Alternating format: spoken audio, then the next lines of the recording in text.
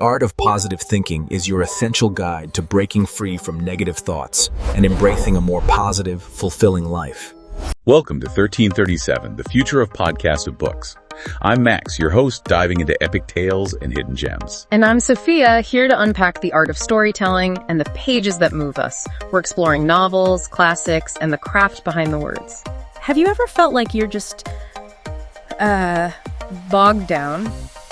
Caught in that relentless cycle of negative thoughts? Oh, definitely. Or maybe just kind of operating on complete autopilot through your day and feeling like genuine positivity is this vague, impossible ideal, always. Well, just out of reach. It's an incredibly common experience, I think. The sheer volume of demands on our time, the constant digital stimulation, the endless to-do lists, they can make it really, really difficult to stay present, let alone cultivate a consistently positive outlook. Yeah. It's so easy to feel swept away by the current of daily life. Exactly. And that sense of being overwhelmed is precisely why we're so excited for today's deep dive. We're not just dipping our toes in, we're truly plunging into Elysabeth R. Brown's illuminating book, The Art of Positive Thinking. Great book. It is. And this isn't going to be just a quick summary. Think of it more like a guided journey through the book's most profound insights, its surprisingly practical tools. Yeah, the tools are key. And the kind of deep, transformative shifts it proposes for how you approach your own mindset. And our aim here is really to be your expert guides on this journey. We'll try to meticulously extract the most important nuggets of knowledge from the pages you've shared with us. Uncover those surprising facts that kind of make you pause and think. Right. And hopefully weave in just enough humor. Yeah. So this feels like an engaging conversation you'd have with friends, not some dry lecture. Definitely not a lecture. We want to give you a genuine shortcut, to being truly well-informed on what Brown is offering without feeling buried in information. Exactly. A shortcut to the good stuff. And before we dive right in, let's set some crucial expectations right up front. Brown makes it crystal clear that positive thinking, as she presents it in her book, well, it isn't about faking happiness. No. Or projecting that kind of obnoxiously positive facade all the time. You know that person. Oh, I know that person. Yeah. The forced grin no matter what's happening. Right. That's definitely not the goal here. No. Brown explicitly states that this is an ongoing conscious effort. It's a practice. She really emphasizes that it will take practice and work. Practice and work. Okay. It's fundamentally about creating new, healthier habits in the way you think, perceive, and react, not just putting on a show for the world. So it's an internal transformation, not just an external performance. Precisely. That's a great way to put it. That's a vital distinction, I think, because, let's be honest, some of the ideas might initially sound a little, well, maybe hokey or overly simplistic. Sure. Things like smiling more or even mindfulness. Yeah, mindfulness can sound like such a buzzword sometimes. It can. And these things can sometimes be met with a degree of skepticism. We totally get that initial reaction. No, we do. But we really invite you to keep an open mind throughout this deep dive because the science and the real-world impact behind these seemingly simple actions are actually incredibly compelling and well-documented. They really are. This journey we're taking together is one of self-discovery and personal transformation. But please, always remember, it is absolutely okay to feel negative emotions sometimes. Crucial point. That's a natural, undeniable part of being human. The goal here isn't to eliminate all genuine feelings or, importantly, to replace professional medical advice for things like clinical depression or anxiety disorders. Absolutely not. This isn't a substitute for therapy or medication, if that's needed. Right. It's more about equipping you with robust, actionable tools to navigate the day-to-day challenges of life more effectively. Building resilience, really. Exactly. Resilience. Okay, so let's unpack this first big idea. Our journey begins by exploring the transformative power of positive thinking itself. And Brown immediately tackles a pervasive misconception right out of the gate.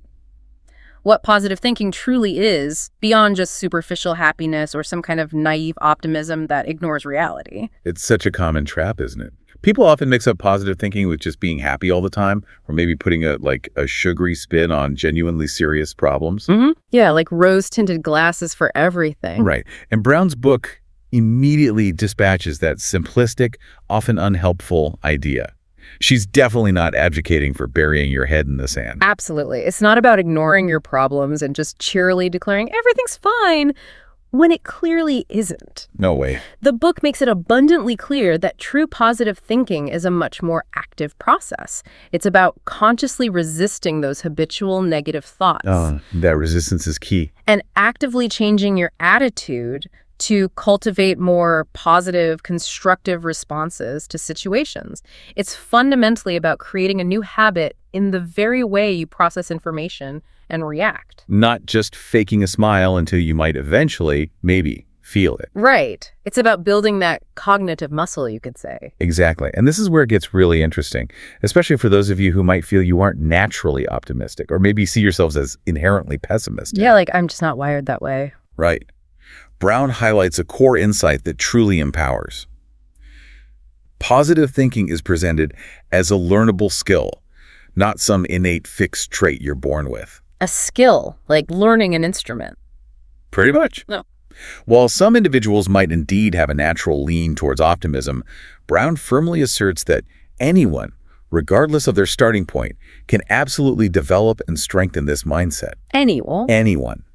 Through consistent, deliberate practice and dedicated work, just like you'd build any other skill. Which is such a relief, isn't it? Because if you thought you just had to be born a certain way. Right. Or that some people are just lucky optimists. That would be incredibly limiting and, frankly, pretty discouraging. Totally. Yeah. But the book also offers a really crucial and empathetic acknowledgement. Even the most dedicated optimists feel anxiety and depression. That's so important to hear. These negative emotions are a natural, undeniable, and entirely valid part of being human.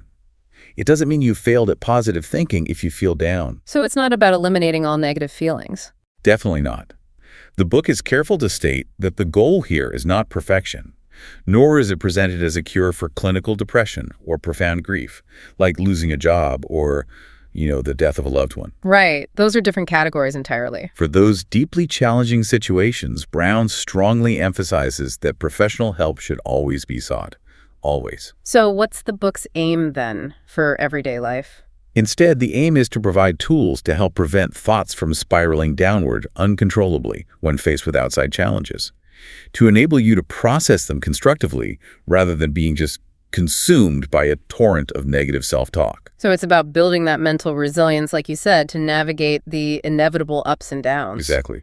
Handling the bumps in the road without the whole car falling apart. Okay, so given all this, why even bother? Why invest all this time and conscious effort into cultivating a positive mindset? Well, Brown's book lays out some truly unexpected and scientifically backed dividends. And a first one sounds almost like something out of science fiction, an increased lifespan. It really does sound that way, but the data is surprisingly strong. Studies across decades involving hundreds of thousands of participants have repeatedly shown a robust correlation between a positive outlook and living longer. This isn't just, anecdotal evidence or a feel-good notion. It's a consistent finding backed by extensive data and rigorous research. That's incredible. What's even more compelling is that this correlation holds true even among individuals diagnosed with the same fatal illnesses, like cancer. Those who maintain a more positive disposition often live significantly longer than their more pessimistic counterparts, even with the same diagnosis and treatment. That's genuinely mind-blowing, just the way you think could literally add years to your life. But for a deep dive like ours, we can't just leave it at the results are there. What's the thinking behind why? What theories does Brown, or the research she cites, propose for this fascinating mind-body connection? It's complex, obviously, but Brown touches on several intriguing ideas that research supports. One primary hypothesis centers on the profound impact chronic stress has on our bodies. Okay, stress. We hear about that a lot. Right. When we're constantly caught in negative thought loops, our bodies are flooded with stress hormones like cortisol. Prolonged exposure to cortisol can actually accelerate cellular aging, suppress the immune system, and contribute to chronic inflammation, all of which are detrimental to longevity. So a positive mindset naturally mitigates this baseline physiological stress. It effectively turns down the volume on those harmful internal responses. So it's almost like a built-in protective mechanism against the wear and tear of daily stress, like buffering yourself. Exactly. That's a great way to think about it. Buffering. Another crucial theory suggests that optimists are often more proactive about their health. Okay, so. They are more likely to seek timely medical care, adhere to prescribed treatments, and consistently engage in healthy lifestyle choices like regular exercise, balanced nutrition, adequate sleep. The things we know we should do. Right. They tend to see their health as something they can actively influence and improve, rather than just a matter of pure fate or bad luck. This proactive stance naturally leads to better health outcomes over the long term. And I imagine social connections play a role too. Positive people often seem to have stronger support systems. Absolutely. That's a huge factor. Positive individuals tend to attract and cultivate more robust and supportive social networks. And strong social support is incredibly well documented to improve both mental and physical health. Yeah, feeling connected makes a big difference. It reduces feelings of loneliness and isolation and provides practical and emotional assistance during challenging times. It's really a holistic effect, where a positive mental state creates this cascade of beneficial physical behaviors and internal physiological responses, all contributing to a longer, healthier life. Beyond potentially increasing our lifespan, which is already huge, the book also explains how positive thinking profoundly impacts stress management and our ability to be proactive day to day. Yeah, when you cultivate a positive mindset, you're simply far better equipped to cope with stress.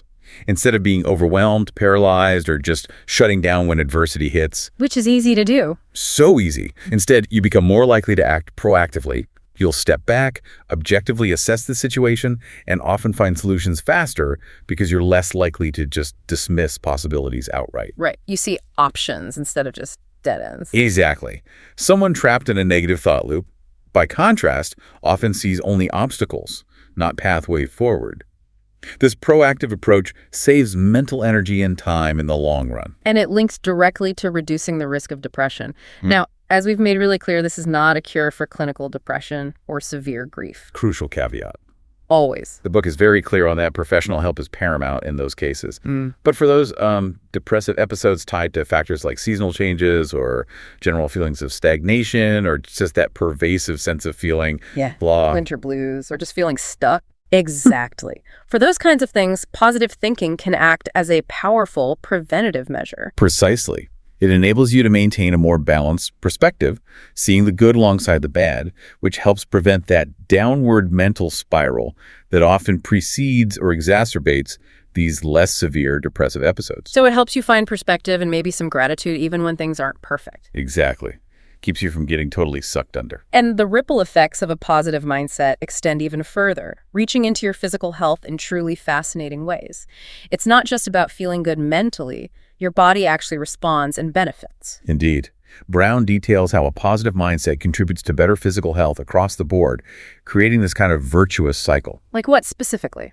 Well, the book cites compelling studies showing a reduced risk of heart attack by up to a third. A third? Wow. For individuals with a family history of heart disease who actively maintain a positive outlook.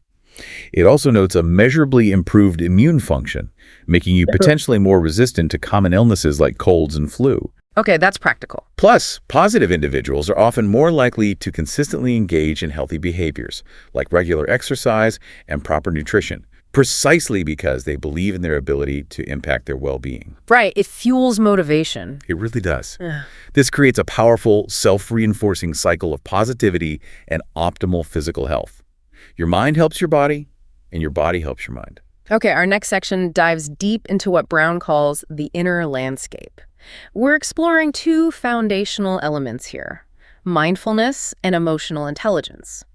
Let's start with mindfulness, which the book presents as awakening from autopilot. Mindfulness might indeed sound like a buzzword, as Brown herself acknowledges, but it's such a profound concept rooted in very human experience. She defines it quite simply as being aware and attentive of what you are doing and of the things that are happening around you. Just paying attention. Essentially, yes. It's about being fully present, consciously observing your thoughts, feelings, and sensations without judgment, almost like a detached observer taking notes on your own experience. And the problem is, as adults, we get so accustomed to living on autopilot, don't we? Oh, completely. We drive home and barely remember the last few miles. We eat a meal without really tasting it. Scrolling through our phones while eating. Totally. We lose that focus on the present moment, missing out on so much of the richness of the world around us. Children, by contrast, are often naturally mindful, right? They're constantly learning, exploring, engaging. Totally immersed. This autopilot mode is a significant vulnerability. It allows habitual negative thought patterns to just take over unconsciously, simply because we're not actively observing our own minds. We're not present enough to catch them. Exactly. But by embracing mindfulness, we foster an active, deliberate awareness of our present experience. This transforms our cognitive functions from just following habitual norms to a conscious, engaged, and intentional state. It helps us identify those automatic negative thoughts and actually choose a different path. And the benefits are pretty compelling once you wake up from that autopilot. Brown lists several, starting with clarity. Mindfulness brings a profound sense of clarity by helping you truly acknowledge trivial experiences, details you might usually gloss over, and recognize the sometimes surprising beauty of the present moment. Like noticing the coffee tastes really good today. Exactly. It's about truly seeing, hearing, and appreciating what's around you, often for the very first time in a long time. It also significantly reduces stress, which is a huge one for so many of us. Definitely. By grounding you firmly in the present, mindfulness helps alleviate the pervasive stress that often stems from dwelling on past regrets or anxieties about an uncertain future. That hamster wheel of worry. Right. It acts as a powerful buffer against those habitual thought patterns that so often lead to chronic stress, anchoring you in what is right now. And for those of us with minds that tend to wander or jump between a million tasks, it significantly enhances focus. Absolutely. Mindfulness is essentially a mental training exercise. It continuously draws your attention back to the present moment, strengthening your ability to focus by gently redirecting those distracting thoughts and internal narratives. Like doing reps for your attention muscle. That's a perfect analogy. It's like repeatedly bringing your attention back to a single point, building that cognitive muscle. What about empathy? How does mindfulness play into our ability to connect with others? That seems less obvious. With enhanced self-awareness, which is a direct and powerful outcome of consistent mindfulness practice, comes a much greater capacity for empathy. The more attuned you are to your own internal emotional landscape, the easier it becomes to perceive, understand, and genuinely respond to the feelings of others. This naturally weaves stronger, more authentic interpersonal relationships. You're not just hearing their words, you're sensing the underlying emotions. Ah, I see. So understanding yourself helps you understand them. Precisely. And it even fosters resilience. How so? Mindful individuals tend to be significantly more resilient because they are more deeply aware of their emotional reactions as they are happening. Instead of being surprised by them later. Right. This heightened awareness allows for more proactive and constructive problem solving, helping them bounce back from challenges and setbacks much more effectively, rather than being knocked off course for extended periods. Finally, Brown highlights that it improves decision-making. Yeah, mindfulness allows you to consider options with a clearer, more unbiased mind, free from the immediate emotional surges or preconceived notions that can often cloud judgment. Less reactive, more responsive. Exactly. It's about being present enough to make rational, well-thought-out choices that align with your long-term goals and values, rather than just reacting impulsively. Okay, so this sounds fantastic, but how do we actually do this? The book provides some very practical mindfulness techniques, starting with the more formal practice of meditation. Right, formal meditation. Brown suggests finding a quiet space, ideally free from devices or distracting noise. Sit comfortably, ensuring your posture is upright, yet relaxed. That helps with alertness and proper breathing. Okay, sitting up straight. Got it. Set a timer for a relatively short period, maybe just 5 to 10 minutes initially. The core practice is to simply focus on your breathing, the sensation of air entering and leaving your body, and any other sensations in your body. Just notice the breath. Exactly. And the crucial insight Brown emphasizes here is that the goal isn't to force your mind to stay perfectly still. That's almost impossible. Yeah, my mind definitely doesn't stay still. Nobody's does, really. Yeah. Instead, the key is to gently refocus your attention back to your breath whenever your mind wanders, which it inevitably will. There's no shaming or self-blaming if your mind drifts. Okay, good. It's just about persistent, gentle redirection. Regular practice, even for short durations, is far more important than striving for some mythical perfection. It's a mental workout, remember. A workout, not a performance. And for those who might find formal meditation a bit daunting or just starting out, there are plenty of informal daily practices that can integrate mindfulness into everyday life. One great one is simply taking a walk, especially on a nice day. Absolutely. Good weather naturally tends to calm our minds and elevate our spirits, making it inherently easier to be present. The physical act of walking also helps ground your thoughts, bringing you into your body. Feel your feet on the pavement. Right.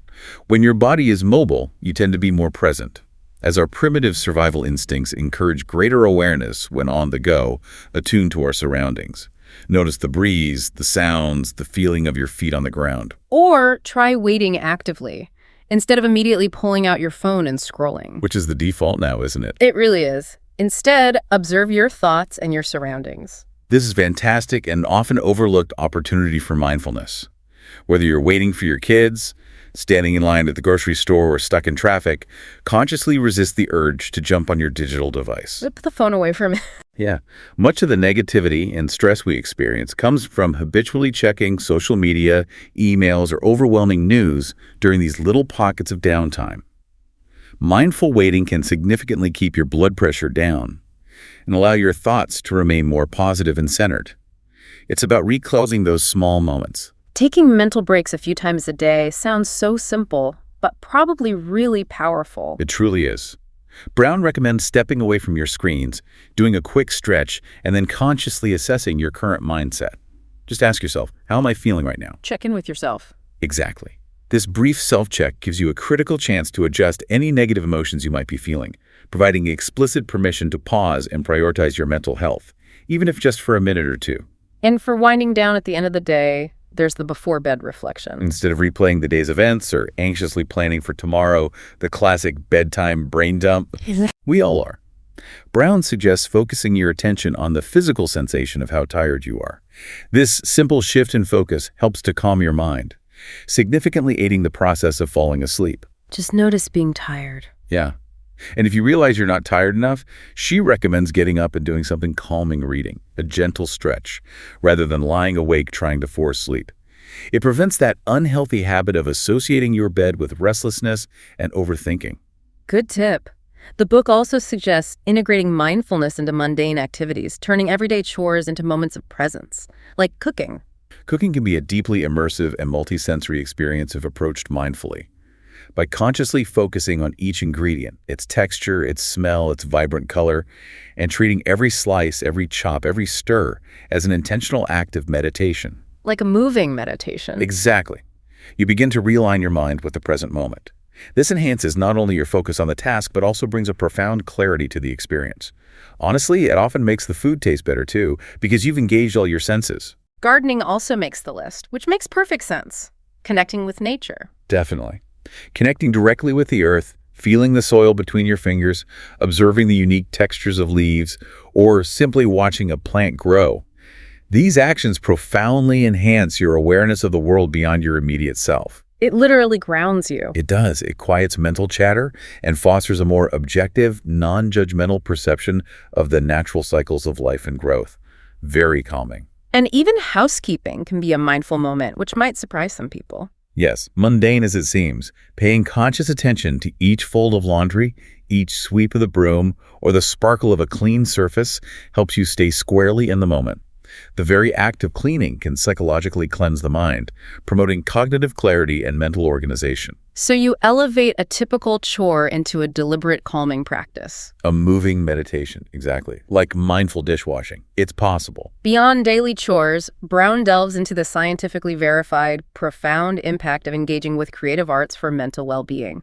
She starts with painting. Painting, she explains, can truly awaken dormant creativity, allowing colors and forms to reflect and express emotions in an unfiltered way. It encourages living fully in the moment, appreciating intricate details, and gently steering thoughts away from negativity. It's like a visual form of meditation. Exactly. A conversation with your subconscious through color and brushstrokes. Very therapeutic for many people. And writing, too, for those of us who prefer words. Writing is a remarkable and therapeutic tool for channeling thoughts and emotions. It gives voice to internal turmoil that might otherwise remain silent and oppressive. Getting it out on paper. Right. Helping you process complex feelings, gain fresh perspectives on situations, and engage in deep self-discovery. It's a process where you can embrace both your highlights and your flaws on the page, finding clarity and acceptance. Music is called a wonder drug for mental well-being in the book, Yeah. which I certainly agree with. It absolutely is. Music possesses this unparalleled ability to touch the deepest corners of our souls, stirring powerful emotions and fostering profound peace.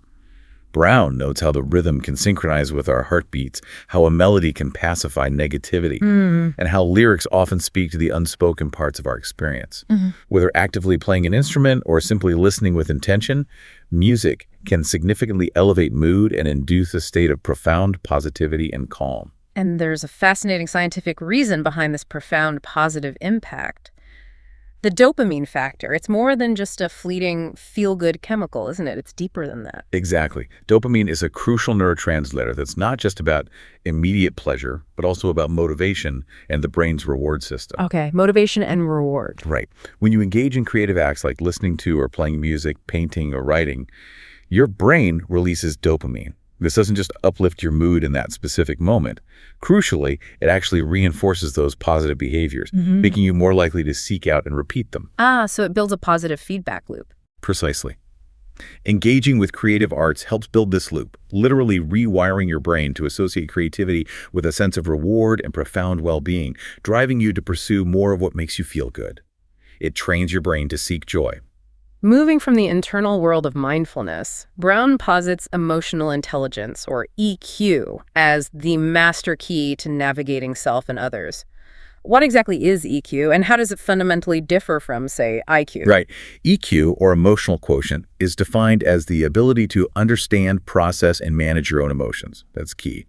And equally important, to understand and respond effectively to others' emotions. The self and others. Exactly. It's distinct from IQ, or intelligence quotient, which traditionally measures cognitive abilities like logic, reasoning, and problem solving. Brown really emphasizes that EQ is not tied to IQ. So you can be brilliant but have low EQ, or vice versa? Totally. The Hollywood stereotype of the brilliant but emotionally inept genius is largely inaccurate, she argues. You can be highly intelligent and emotionally aware, or not. They are separate, though equally vital forms of intelligence. So why does emotional intelligence matter so profoundly in our lives? Why is it this master key? Well, it affects nearly every facet of human experience. High EQ enables you to use your emotions constructively to create positive responses, rather than being sort of hijacked by them. Right, not letting your emotions run the show. Exactly. This means you can alleviate stress, communicate far more effectively, and skillfully diffuse tense situations. Instead of just shutting down or reacting explosively during difficult discussions, you can navigate them with grace and constructive intent. And it has a huge measurable impact on professional success, which might surprise some people. We often think IQ is the key there. It truly does have a massive impact. Brown highlights that people with higher EQ consistently tend to make better managers and more effective leaders. Why is that? They are simply more attuned to their team's needs and dynamics. They know instinctively when to intervene to mitigate problems, remove roadblocks, and diffuse high emotions before they escalate. This is absolutely essential for effective teamwork and collaboration. Especially in today's complex, interconnected projects and workplaces, you need people skills. It even impacts your physical health. That connection between our emotional state and our physical body just keeps popping up, doesn't it? It does, profoundly. Uncontrolled emotions can indeed lead to risky behaviors, like impulsive decisions or even, road rage. I've all seen that. And they significantly increase chronic stress levels. Stress, as we've discussed, raises blood pressure, negatively affects the circulatory and immune systems, can reduce fertility, and even visibly ages a person faster due to cellular damage. Wow. Improving your EQ directly reduces these physical risks by allowing you to regulate those internal stressors more effectively. And, of course, the mental health benefits seem pretty clear. Yeah. Lower emotional regulation demonstrably increases susceptibility to depression and anxiety disorders. Conversely, better EQ helps reduce the incidence and severity of these problems by allowing for more controlled, constructive, and adaptive emotional processing. You're simply better equipped to handle life's blows. It also leads to demonstrably improved relationships, both personal and professional. Definitely. When you can better manage your own emotions, truly understand their origins, and communicate them clearly and appropriately, you naturally build stronger bonds. This, coupled with the ability to deeply understand and empathize with others' feelings. Seeing where they're coming from. Exactly. It naturally leads to more fulfilling and resilient personal and professional relationships. You become a more reliable, understanding, and valued presence in people's lives. And it fundamentally enhances decision-making, moving us beyond just impulsive reactions. Right. Emotions serve as powerful internal signals, but if they're unchecked, they can sometimes be misleading or lead us astray. High EQ individuals are adept at analyzing their feelings, identifying the underlying triggers, Okay, finding the why. and then consciously choosing their responses rather than reacting impulsively or emotionally. This enables rational, informed decisions that carefully consider mutual benefits and the long-term impact on relationships, preventing regrettable actions taken in the heat of the moment. Brown breaks EQ down into 4 core attributes. Let's start with the foundational one, self-management. Self-management is truly foundational. It's the ability to control your reactions to your own emotions, especially intense ones. It also encompasses following through on your commitments and adapting gracefully to change, rather than resisting it tooth and nail. Handling your stuff, basically. Pretty much. Brown emphasizes that managing stress is a primary component here, as it's often when we feel overwhelmed that we lose emotional control and revert to less constructive behaviors. Next is self-awareness, which feels deeply connected to the mindfulness we just discussed. It is directly connected. Self-awareness means acutely recognizing your own feelings and understanding their effect on your thoughts and actions. It involves a clear understanding of your strengths and weaknesses without harsh judgment. Knowing yourself. Exactly. Brown links this directly to mindfulness, urging us to pay attention to the full, rich spectrum of emotions you feel daily, from low-level annoyance or irritation, to humor, to profound fear, to sudden relief, without letting them just build up unconsciously until they explode. Then there's social awareness. This is turning outwards. Yes. This refers to your capacity for empathy with others. It's about being acutely attuned to the emotions and needs of people around you, often by picking up on subtle, nonverbal cues. Like body language. Exactly. For example, noticing someone backing away slightly or turning their feet away from you can signal discomfort or a desire to leave. This helps you understand their needs or maybe the power dynamics in a group. Mindfulness is absolutely essential for cultivating this, as it means actively paying attention not just to yourself, but to others as well. Reading the room. And finally, relationship management, which sounds like the culmination of the other 3. Putting it all together. It truly is built on the previous 3 attributes. Relationship management involves the complex but rewarding process of developing and consistently maintaining positive relationships, communicating effectively, and positively influencing others, especially crucial in managing conflict constructively. How do you do that? Brown mentions the technique of mirroring in communication, subtly aligning your body language or tone with the other person to build rapport and trust. She also highlights the importance of offering support to less emotionally aware individuals, strengthening bonds by understanding their unspoken needs and reactions, and perhaps gently helping them navigate their own emotional landscapes. So developing EQ takes genuine work, especially if you're used to automatic, maybe less helpful emotional reactions? Yes, Brown really emphasizes that the best, most impactful time to practice and refine these skills is precisely when it's hardest, when you're feeling overwhelmed, stressed, or triggered. When you least feel like it. Exactly. The focus should be on diligently working on all 4 components, but particularly starting with self-management and self-awareness, using mindfulness as the primary foundational tool to gain that crucial emotional awareness and control.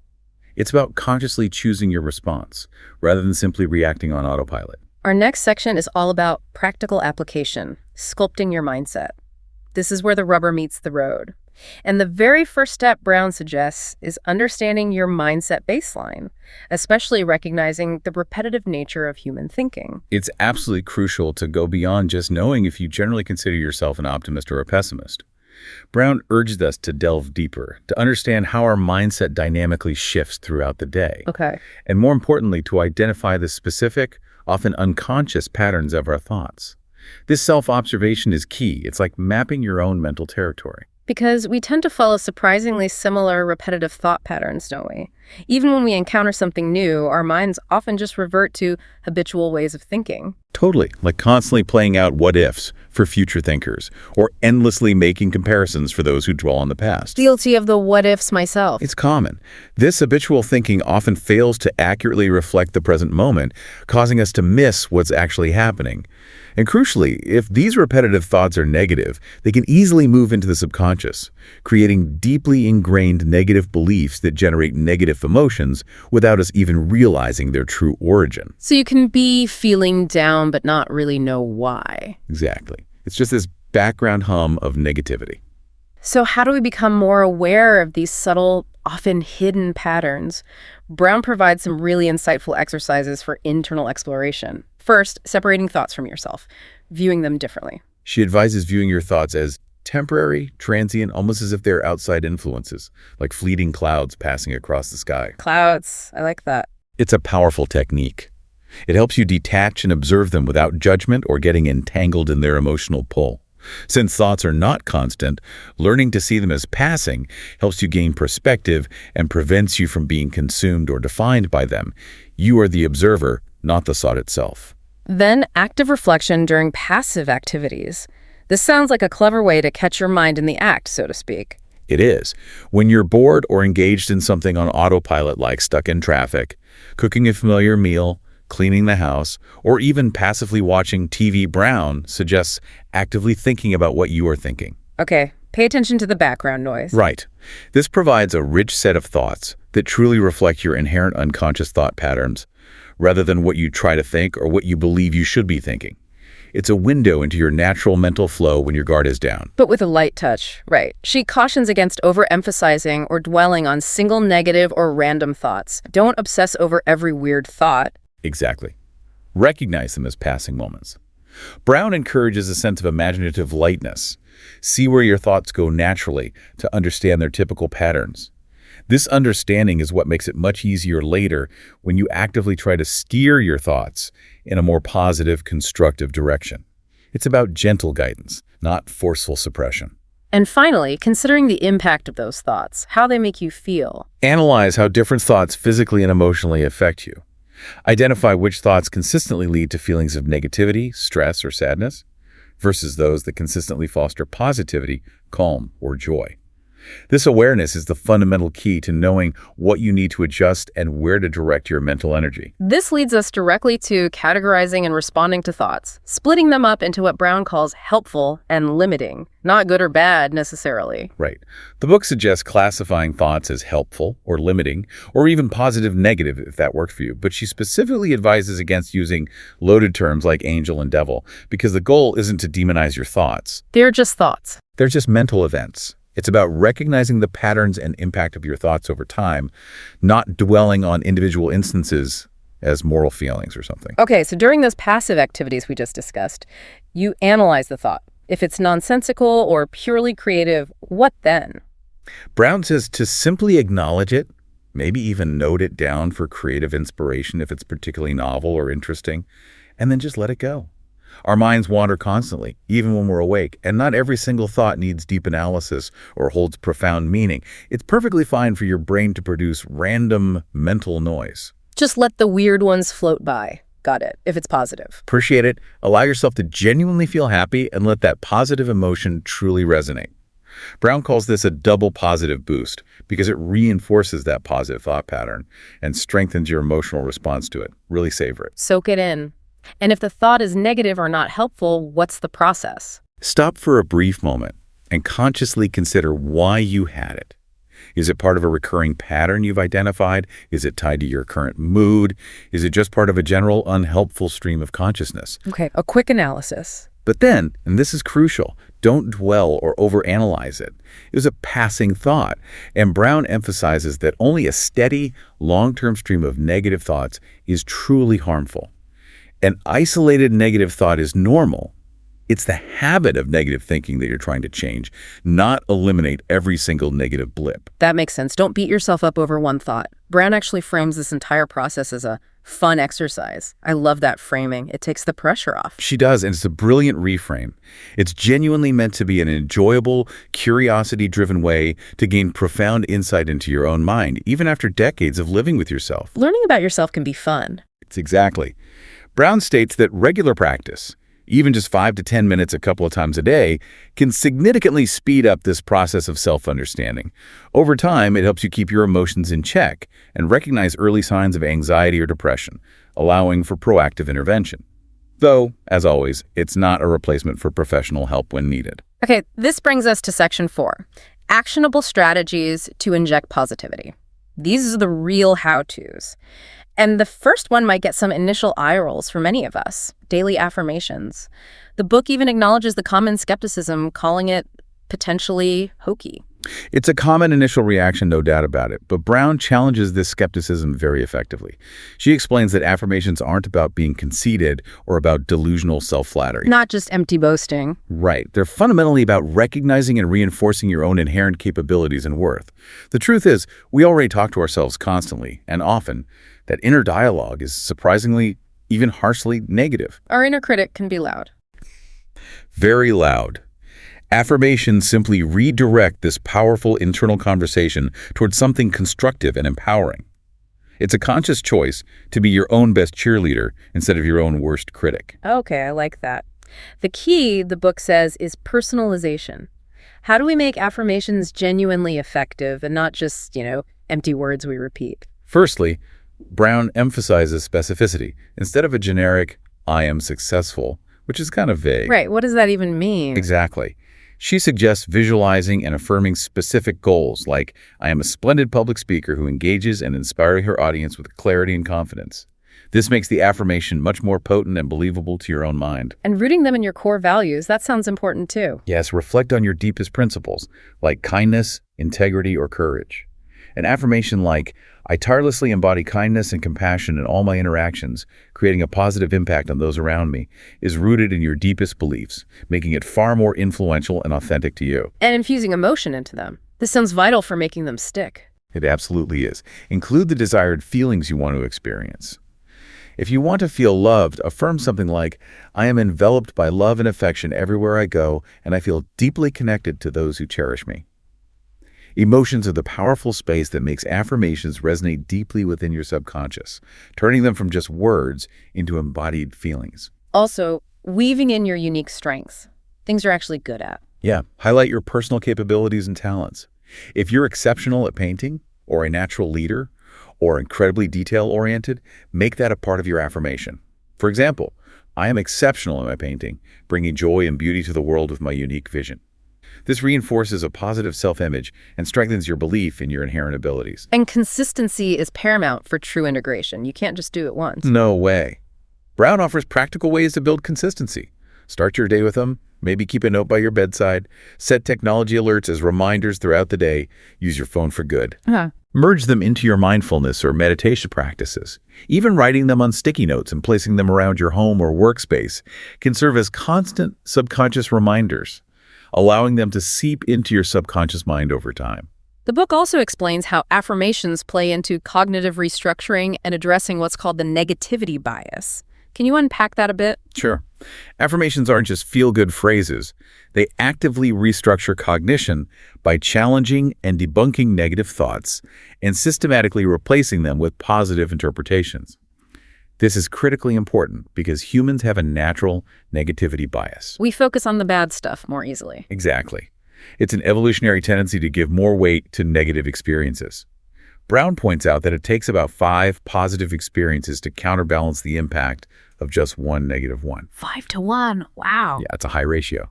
Affirmations, when practiced consistently, provide that steady, intentional stream of positivity needed to gradually tip the balance in your favor, literally building new, more positive neural pathways in your brain. You're retraining your focus. Next up, meditation. Brown makes it clear this isn't an instant positivity button, it's a gradual path requiring patience. No, it's definitely not a quick fix. Brown emphasizes that meditation is a gradual, cumulative process that steadily builds mental well-being over time, requiring consistent, patient effort.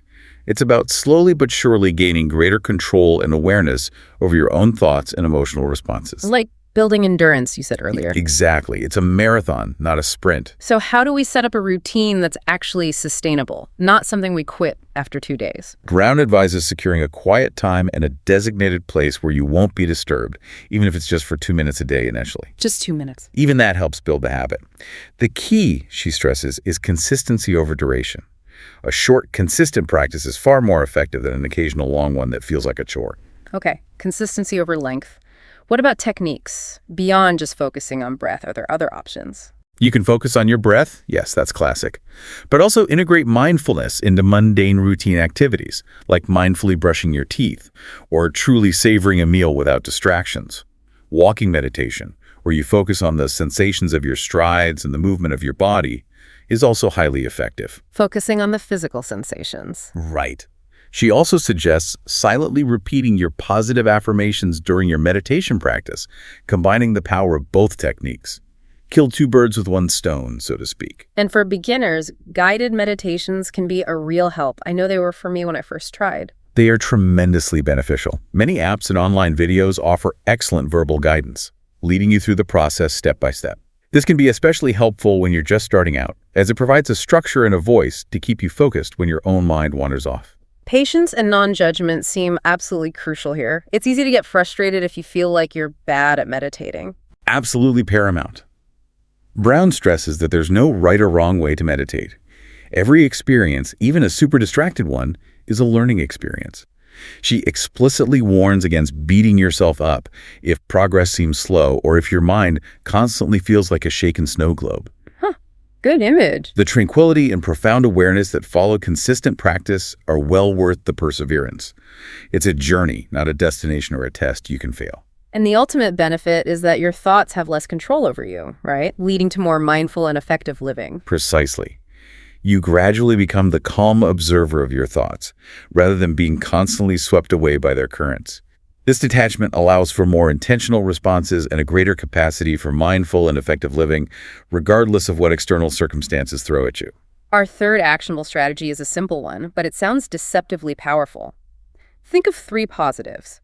It's designed specifically to counteract our brain's natural tendency to focus on negatives. We humans have this ingrained habit, maybe evolutionary, of focusing on what went wrong, what we lack, or what challenges we face. Brown's exercise is about intentionally reacting positively when you notice a negative thought creeping in, actively retraining your brain over time to seek out the good. So it's a conscious redirection of your attention. Exactly, a mental course correction. And the book suggests enhancing this practice with positive thought journaling. Why is writing it down so effective for this? Writing is inherently cathartic, isn't it? It translates those often abstract, fleeting thoughts and emotions into something tangible and concrete on the page. This act of writing makes positive thoughts more real and memorable. Like pinning them down. Exactly. Almost like writing down dreams to remember them better. It gives them substance and helps you process them more deeply. How do you set up this journaling practice for success? Any specific tips? Brown suggests choosing a journal that genuinely resonates with you, something you like looking at and touching, whether it's a physical notebook or a digital app. Designate a peaceful, distraction-free space where you can focus. While the primary goal is to write when negative thoughts arise, she also suggests allocating a specific time each day, morning, midday, or before bed, can be highly beneficial for building consistency and a positive routine. Okay, make it a habit. And the process itself, what do you actually write? Date your entry. Write down the negative thought clearly first to acknowledge it and then to actively release it. Then immediately list 3 positive thoughts. These can be direct contrast to the negative one or entirely unrelated positives from your day. Anything positive counts. Pretty much. Brown stresses the importance of genuinely feeling and internalizing them, not just superficially listing things. It's about cultivating authentic, positive emotion. What are the long-term benefits of doing this consistently? Over time, this practice builds what Brown calls positivity reservoirs, making it easier to recall positive experiences and emotions when you need them most, like during a tough time. It provides tangible evidence of your growing resilience. Like proof you can look back on. Exactly. It systematically diminishes the mental emphasis on negative thoughts. And critically, it significantly increases self-awareness, helping you recognize your underlying thought patterns and triggers more quickly. She even suggests you can share the experience maybe with a friend or partner. Sharing this practice with a trusted friend or family member can create a powerful sense of accountability and mutual encouragement, amplifying the positive feelings. Hearing others' positive thoughts and experiences can also offer new perspectives and expand your own repertoire of positive thinking. Plus, it just feels good to share good things. The book also delves into a fascinating concept, harnessing associations and triggers to boost positivity. Using things around us. What's the core concept there? Our brain is incredibly adept at linking external stimuli like a smell, a sound, an object with memories and emotions. Brown explains how a particular fragrance, a specific ringtone, a piece of jewelry you wear, or even a cherished picture can instantly evoke a memory or a powerful feeling. These are your natural triggers. Like Proust and his Madeline. Exactly like that. Yeah. So the idea is, We can intentionally create positive associations. Yes, that's the genius of it. Brown suggests identifying stimuli that are easily integrated into your daily routine, then deliberately associate them with positive experiences. How? For example, wear a certain perfume only during moments of profound happiness or achievement, or play a specific uplifting song exclusively when you're feeling upbeat and joyful. With consistent repetition, that chosen stimulus will start to reliably evoke positivity whenever you encounter it. You're conditioning your brain. And then employ those positive triggers during moments of negativity, like an emergency toolkit. Precisely. When you catch yourself spiraling into negative thoughts, actively engage with your chosen trigger. Spritz that perfume, play that song, or glance at that cherished picture. The strong positive association you've built acts as a powerful counterbalance, gently pulling you out of the negative vortex and shifting your emotional state. How do you keep these associations strong over time? Do they wear off? Brown recommends periodic reinforcement. Continuously engage with your chosen stimuli during moments of joy, celebration, or achievement. This consistent engagement strengthens the neurological link, ensuring they remain effective and potent tools against negativity, keeping your internal positivity arsenal well-stocked and ready. And the book suggests expanding your arsenal of triggers. Don't just rely on one. Right, don't limit yourself. Yeah. Brown encourages curating a diverse collection of triggers, perhaps for different types of negativity or different emotional needs. A particular song might lift your spirits when you're feeling blue, but a cherished photograph might be more effective for dissipating anxiety. Having a varied emotional toolkit makes you more adaptable. The broader impact of this practice sounds quite profound. It's more than just feeling good for a second. By continuously and intentionally steering your mind towards positivity through these consciously created triggers, you're not just combating isolated negative thoughts. You're actively cultivating a deeper, more ingrained, optimistic, and positive outlook on life in general. It becomes a natural mental habit, a reflex towards joy rather than gloom. Moving on to another powerful strategy Brown details, best-case scenario visualization. This directly challenges our common habit of dwelling on worst-case scenarios, doesn't it? The what if it all goes wrong thinking. It absolutely does. While preparing for potential challenges might seem prudent, and to a degree, it is, Brown argues that habitually dwelling on worst-case scenarios often leads to unnecessary stress, anxiety, and a feeling of being constantly overwhelmed. Visualization, by contrast, is a scientifically recognized and profoundly effective method for stress reduction, goal achievement, and cultivating a positive future outlook. And the science behind it is truly fascinating. It's not just wishful thinking or daydreaming. No, not at all. Research in neuroscience shows that visualizing activities triggers the very same neural networks in the brain as actually experiencing them. Really? The same parts light up? The same parts light up. The brain literally blurs the line between the imagined and the real. This phenomenon profoundly influences our physical state, our emotions, our attitude, and even our subsequent actions. It's like a mental rehearsal that activates the very same pathways you would use in a real situation, building confidence and familiarity before you even start. So practically, how do we engage in this visualization? How do we do it right? Brown suggests finding a quiet, relaxing environment where you won't be disturbed. Close your eyes and then vividly picture the best possible outcome for your day, a specific work assignment, a challenging conversation, or a long-term life goal, in as much detail as your imagination allows. Detail is key. Detail is key. Crucially, engage all your senses. What sounds would you hear? What smells? What tastes? What tactile sensations would you experience in that best-case scenario?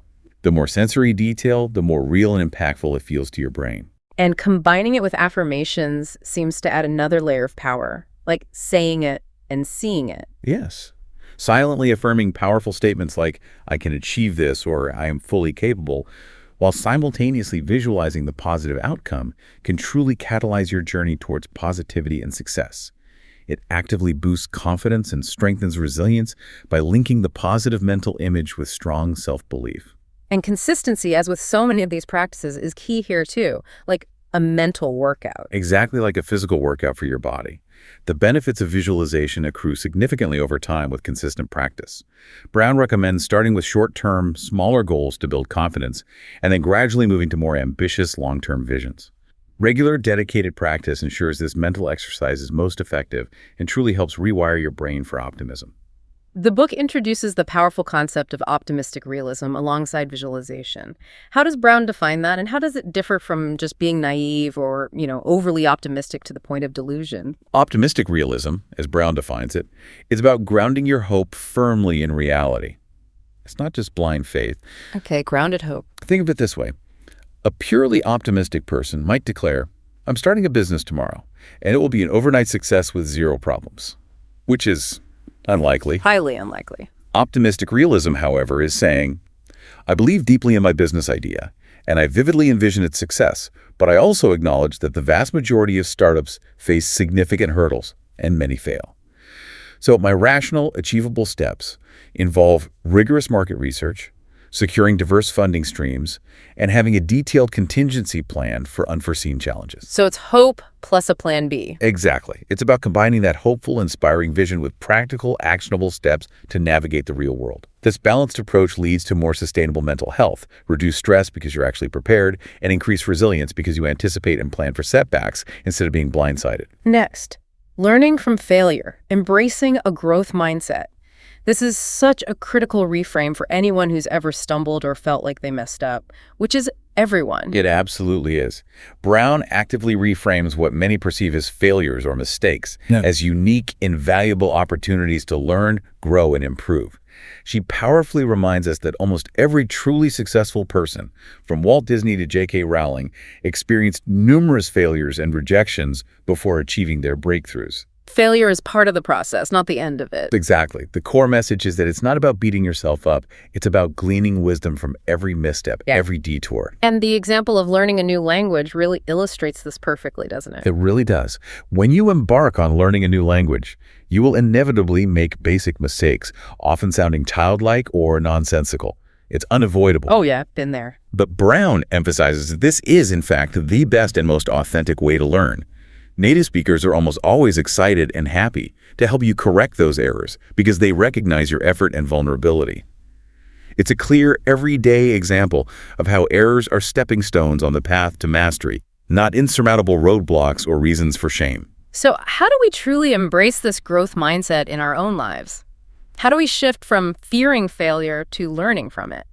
Brown suggests acknowledging that every failure, no matter how small, is indeed a stepping stone, a data point. The practice is to consciously challenge fixed mindset thoughts. What are those? Those self-limiting beliefs like, I can't do it, I'm not smart enough, or I'll never get this right. Instead, actively replace them with growth mindset thoughts, such as, I can do difficult things if I persist. Challenges help me grow and adapt, or my abilities can be developed through dedication and hard work. So changing the internal script. Exactly, and reframing those self-deprecating thoughts that often follow a mistake. Like, I'm such an idiot. Right. Identify those harsh inner critic statements like, I'm not good enough, or I always mess things up, and actively reframe them into compassionate, positive affirmations, such as, I am enough just as I am, and I am always learning and improving. This is cognitive transformation in action. It takes practice. And incorporating gratitude helps too, even when things go wrong. Brown suggests actively acknowledging small victories, no matter how minor or insignificant they might seem. Even if a big project failed, maybe you learned a valuable skill or connected with a helpful person. Each achievement, no matter how small, builds self-confidence, boosts happiness in the moment, and paves the way for achieving bigger, more ambitious goals in the future. It creates positive momentum, even amidst setbacks. The book also suggests seeking out positive stimulation as a continuous practice, surrounding yourself with good stuff. Yes. Surround yourself intentionally with inspiring people, those who uplift you and challenge you constructively. Read enlightening books, listen to thought-provoking podcasts, and seek out stories of individuals who overcame great odds. This constant input of positive, growth-oriented energy fuels your own personal development and maintains your positive momentum. Feed your brain good food. And consistency and repetition are paramount here as well, echoing earlier Gans about habits. Absolutely. Regular reinforcement of these principles creates new neural pathways in your brain, solidifying a positive mindset.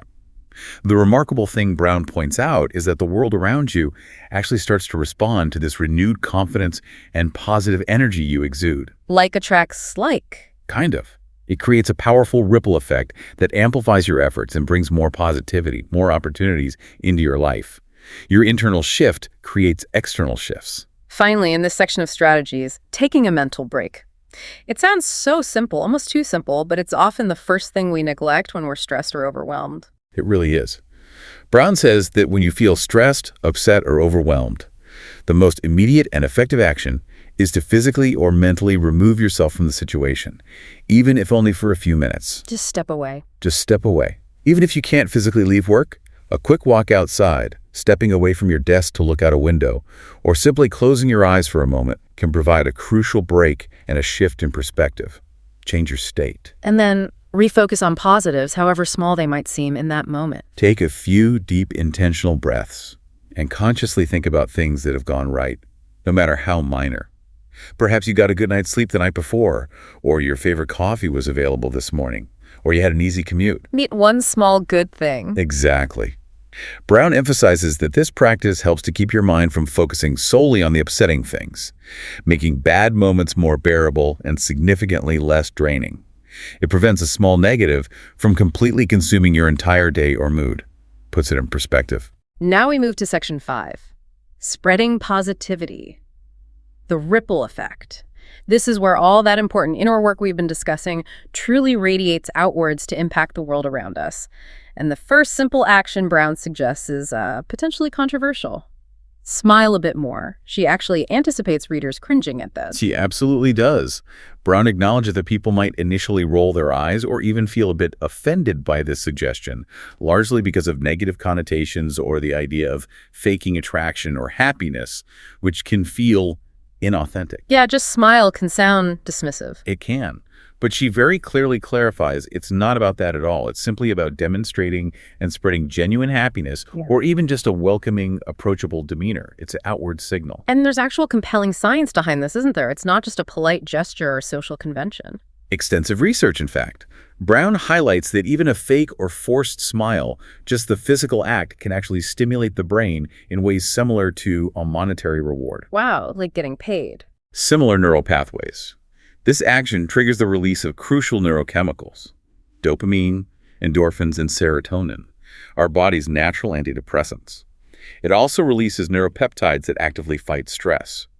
This is what's known as the facial feedback hypothesis. The mere act of smiling can create a reciprocal improvement in your own mood and internal state, regardless of your initial feelings. Your face tells your brain how to feel. And it has measurable physical health benefits, too, beyond mood. Yes, Brown notes that smiling demonstrably lowers your heart rate, can reduce the perception of pain, and significantly lowers blood pressure. When your brain receives the feedback that you're smiling, it essentially tells your body to relax and become more energetic, which in turn can boost your immune system's effectiveness. It's a physiological response. And then those fascinating mirror neurons, how do they play into smiling? Brown explains that smiles are powerfully contagious. Our brains contain mirror neurons, which essentially mimic what we observe in others. When you smile at someone, it unconsciously activates their mirror neurons, inducing reciprocal smiles in them. So they smile back automatically. Often, yes. And this fosters a profound sense of conviviality, warmth, and shared humanity. It subtly increases trust and makes you appear more approachable, creating a positive social spiral. Smiling begets smiling. So authenticity seems key for that ripple effect to be truly genuine and impactful. A real smile versus a forced one. Genuine smiles, the kind that reach your eyes, the Duchenne smile, signal honesty, openness, and warmth, leading to much more positive responses from others. This creates a powerful, self-reinforcing cyclical effect of positivity, making your interactions more meaningful and rewarding for everyone involved. How do you cultivate that genuine smile if you're not feeling it? Brown even offers practical exercises, reflecting on genuinely happy moments or memories to trigger a natural smile, practicing mindful smiling for no external reason, just feeling the muscles, literally practicing in a mirror to see what feels authentic, and making smiling a conscious part of routine activities like cooking or walking. The next simple action Brown suggests is help when you can, which is really an extension of just being a decent human being, isn't it? It is, fundamentally. It's about spontaneous, genuine acts of kindness. It means stepping in when you observe someone who could use assistance, whether it's holding a door for someone with full arms, offering to help a neighbor with groceries, or simply lending a non-judgmental ear to a friend who's having a tough time. It's about being observant and responsive to the needs around you. But with an important caution about tact, especially with strangers. You don't want to seem creepy. Absolutely. Brown advises performing these acts of kindness in public settings to avoid making strangers uncomfortable or feeling awkward. For acquaintances and loved ones, transparency is key. Don't just assume help is needed or wanted. Instead, use open-ended questions like, "Is there anything I can do?" Or, "Would you like to talk about it?" Offer, don't impose. Exactly. She emphasizes offering a non-judgmental space and reminds us that sometimes comforting silence or a simple, empathetic hug can be profoundly supportive. Your role, she clarifies, isn't always to fix everything for someone, but to simply offer presence and compassion. And knowing when to step back is also part of that. Sometimes the help needed is professional. Absolutely. Yeah. If professional help is clearly necessary for someone, Brown stresses the importance of gently connecting them to appropriate resources, not trying to be their therapist.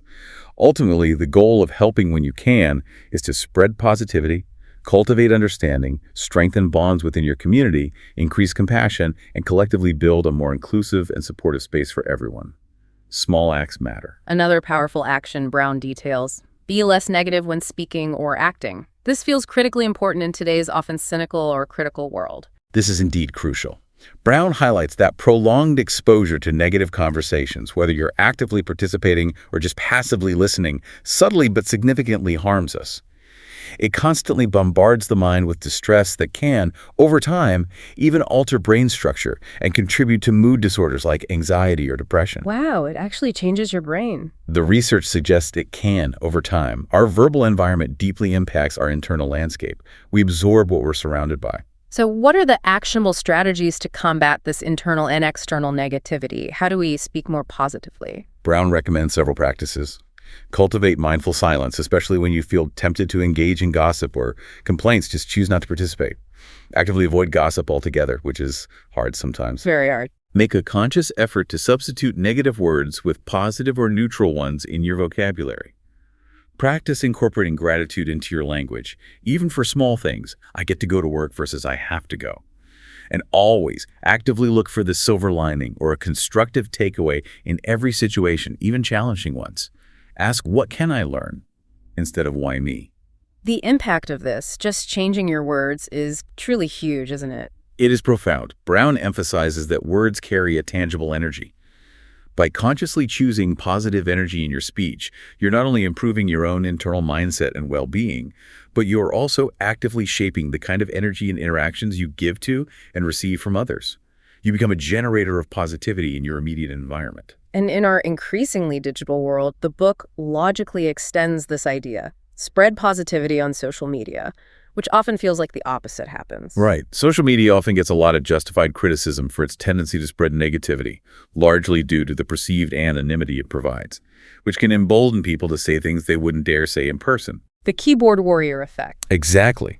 Brown argues that you can actively be a powerful, positive counter to this. She suggests posting uplifting messages daily, sharing genuinely good news, not just bragging, circulating funny videos, or contributing supportive comments to friends and family. Even sharing positive stories about your own day, however small, can make a difference in someone else's feed. And actively seeking positive content online sounds like a form of digital self-care. Curating your feed. Absolutely. Brown advises actively seeking out other positive people and positive content online to curate what she calls an online oasis of optimism. This deliberate act helps to balance the inevitable negativity you might encounter online, protecting your mental space. Follow accounts that make you feel good. The book also gives practical strategies for consistency in your positive online presence, like developing a content calendar. That sounds a bit corporate. It might sound that way, but the idea is just about being intentional. Scheduling posts ensures you stick to a positive theme and align with events or personal goals. It's about intentionally setting a positive tone for your followers and maintaining that digital footprint of optimism rather than just reacting to whatever negativity is trending. And handling backlash or negativity that might come your way online, because it probably will if you put yourself out there. It happens. Brown offers clear advice. Respond thoughtfully rather than impulsively or emotionally if you respond at all. Learn from constructive criticism, apologize genuinely when necessary, but crucially, ignore or block trolls and highly toxic individuals to maintain your positive space. Don't feed the trolls. Definitely don't feed the trolls. Yeah. This helps cultivate what she calls a digital sanctuary of optimism, protecting your mental well-being in the sometimes harsh online realm. Finally, in this section on spreading positivity, be free with compliments. This sounds like such an easy yet powerful way to make someone's day. It truly is one of the simplest and most impactful ways to spread positivity, and Brown champions it. Complimentary words are incredibly potent. She advises focusing your compliments on action, effort, or choice, rather than just appearance. So, you handled that difficult situation really well, instead of just, nice shirt. Exactly. Compliment efforts, I see how hard you worked on that.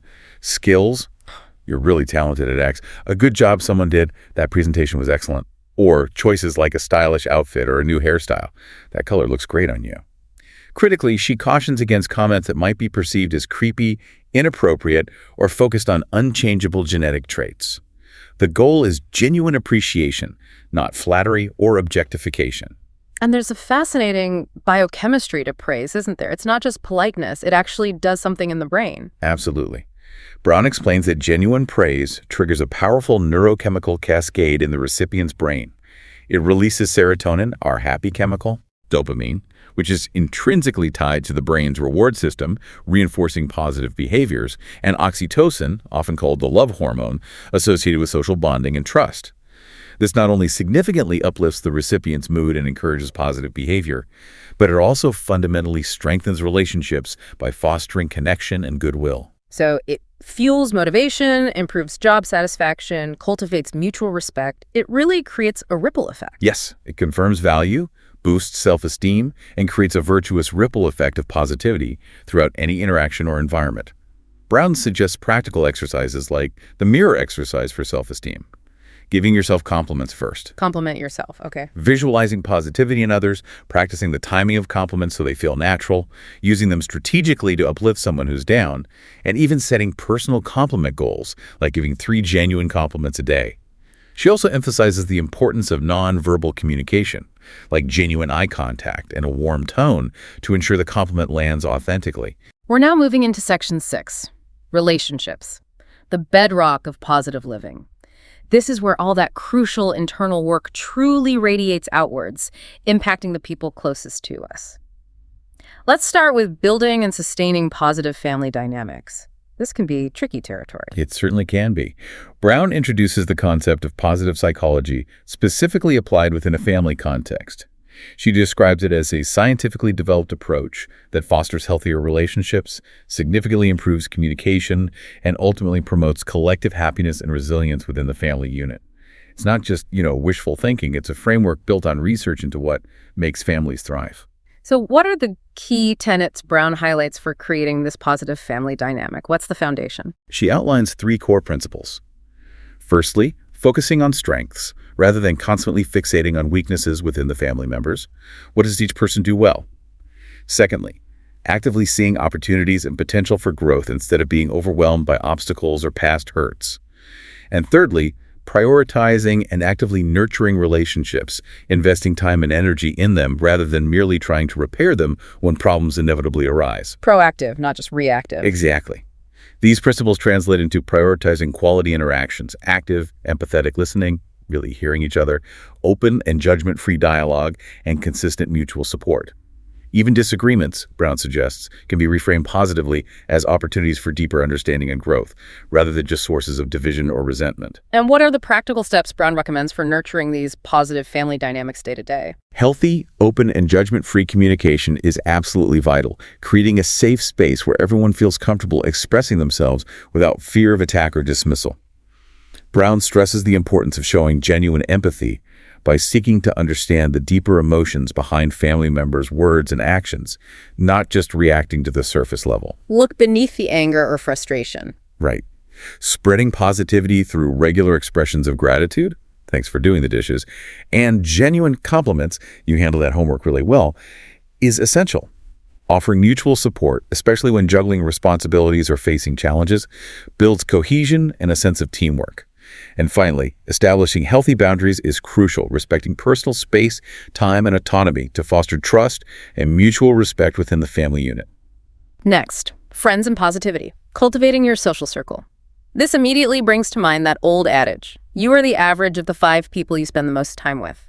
Does Brown talk about that? She brings that up directly, highlighting how profoundly influential our closest social circle can be on our mindset and overall well-being.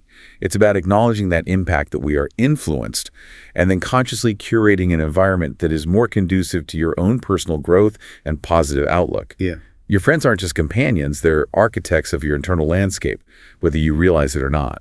How do you truly judge the positivity of your friends? It's not just about outward cheerfulness or always being up, is it? No, definitely not. It goes much deeper than superficial joviality. Brown advises observing their underlying attitudes, their resilience in the face of adversity, their genuine growth mindset, are they open to learning, and how solution-oriented they are when faced with setbacks. Do they dwell on problems or look for solutions? Exactly. Do they surrender quickly to challenges, get stuck in complaining, or do they approach them with determination and a belief in finding a way forward? That's the real gauge of their foundational positivity, how they handle the tough stuff. And constant exposure to negativity from a social group like constant complaining or gossip can unconsciously shape your own thinking, almost without you realizing it. Absolutely. If negativity, pervasive pessimism, and self-limiting beliefs, we could never do that, are commonplace within your social group, you can unwittingly and subtly adopt those very same thought patterns yourself. This influence operates on a subconscious level, gradually seeping into your consciousness over time, changing your own baseline without you even noticing. Even group norms, those unwritten rules about how you interact, play a significant role. Definitely. Brown discusses how unwritten rules of a social group can either fuel profound positivity, like norms of mutual respect, celebrating successes, and offering constructive feedback, or lead to toxic dynamics like envy, constant competition, backstabbing, and negative behavior. But the good news is this influence works both ways, right? Positive friends can lift you up. Absolutely. That's the empowering part. Surrounding yourself with positive, enthusiastic individuals who genuinely cherish and support you can profoundly elevate your mindset, inspire more optimistic outlooks, and provide crucial encouragement precisely when you falter or doubt yourself. They become your cheerleading squad. So how do you nurture these positive friendships and maybe gently filter out the less positive influences without causing drama? Brown suggests starting each day with a positive affirmation to set your own positive tone first. Make a conscious effort to bring upliftment and joy into your encounters with friends. Be the positive influence you want to see. Actively appreciate and celebrate their achievements, big or small. And when negative vibrations or gossip inevitably arise within the group, calmly and constructively try to moderate them, perhaps by redirecting the conversation towards more positive or neutral topics, or just not engaging. Then we have romantic relationships, cultivating love, trust, and mutual growth. The book frames this as effective co-evolution. What does that mean exactly? Co-evolution is a beautiful concept Brown explores, emphasizing that meaningful romantic relationships are not static. They shouldn't be. They should involve both partners growing together as individuals and as a couple, supporting each other's evolution. Growing together, not apart. Exactly. She highlights that the foundational skills we've been talking about, positive thinking, mindfulness, and the ability to overcome negative thought patterns, are absolutely essential for cultivating genuinely meaningful, enduring, and mutually enriching relationships. You bring your whole self, including these skills, into the partnership. What are some practical activities Brown suggests for this co-evolution in a romantic partnership? Things couples can actually do. She suggests shared affirmations, maybe speaking positive affirmations aloud to each other daily, reinforcing mutual belief and appreciation. Journaling as a pair can be transformative, reflecting together on shared successes, expressing gratitude for one another, and articulating future hopes and dreams for the relationship. That sounds quite intimate. It can be. Also, exploring each other's hobbies and interests, and maybe even participating in them sometimes, helps each partner feel deeply supported, seen, and understood. It shows you care about what they care about. And surprises, big or small, do those help? Yes. Brown encourages injecting spontaneity and thoughtful gestures, preparing favorite meals unexpectedly, going on unplanned outings, or even celebrating uncommon or personal anniversaries. These unexpected gestures spark profound positivity and joy, showing you're thinking of them. Daily compliments, focusing on specific actions, efforts, or character traits rather than just appearance. I really appreciate how patient you were today. Also consistently foster positive thinking and appreciation. And even disagreements can be growth opportunities. That sounds counterintuitive for maintaining positivity in a relationship. It does initially, but Brown reframes it powerfully. She suggests viewing disputes not as threats to the relationship's survival, but as crucial chances to learn and understand your partner better, to deepen empathy, and to practice those communication skills. Ask, what can we learn from this? Find the lesson in the conflict. Right. Creating common goals and projects, working together towards shared aspirations, like saving for a trip or tackling a home project, also builds strong support, understanding, and allows for the celebration of small victories together, constantly reinforcing positivity and shared purpose. How does one overcome negative thoughts that can arise within a relationship, like self-doubt, jealousy, or maybe bitterness from past hurts? Those can be really destructive. Brown acknowledges that self-doubt, a lack of confidence, or unresolved past experiences can indeed cultivate fear, insecurity, or bitterness within a relationship, poisoning the present. She strongly advocates for applying cognitive restructuring techniques, like challenging those negative thoughts, and consistent self-affirmations to actively counteract these destructive negative patterns, allowing for healing and healthier interaction within the current relationship. It sounds like building a strong relationship, like positive thinking itself, is a marathon, not a sprint. Brown absolutely emphasizes that nurturing profound love and deep trust is indeed a continuous learning curve, a lifelong journey. It requires immense patience, consistent understanding, active effort, and profound mutual respect from both partners. The consistent application of these positive thinking skills enhances the capacity for truly enduring and fulfilling relationships. It's ongoing work. Next, dealing with workplace relationships, mastering office politics. Office politics.